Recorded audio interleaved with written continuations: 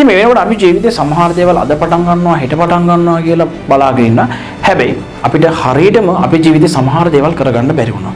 ඉතින් ජීවිතේ අපිට හැමදාම ලැබෙනවා chance එකක්. හොඳ අවස්ථාවක්. ඒ තමයි හෙට දවස. ඉතින් අතීතය අපිට වෙනස් කරන්න බෑ. ඔයාලට වෙනස් කරන්න පුළුවන් හෙට දවස. ඉතින් මේ ලෝකේ හැමදේම වෙන්නේ යම්කිසි රිද්ම් එකකට. ඔයා හිතනවා නම් මම කරන එක දෙයක්වත් හරියන්නේ නැහැ. මම මේ හැම දෙයකින්ම ෆේල් වෙලා ඉන්නේ කියලා නෑ. right? never give up. වැටි නැගිටින්න ඕන. අපි ජීවිතේ සාර්ථකත්වයේ තියෙන්නේ අපි යම්කිසි දෙයක් කරලා ෆේල් වෙලා දුක් විඳින තැන නෙවෙයි. යම්කිසි දෙයක් කරලා ඉගෙනගෙන නැවත අලුත් පියවරකින් ජීවිතේ ඉස්සරහට යන්න හදන තැන තමයි අපේ සාර්ථකත්වයේ තියෙන්නේ. ඉතින් ජීවිතේ හැම වෙලේම අපිට දෙන හොඳ අවස්ථාවක් ඒ තමයි හෙට දවස.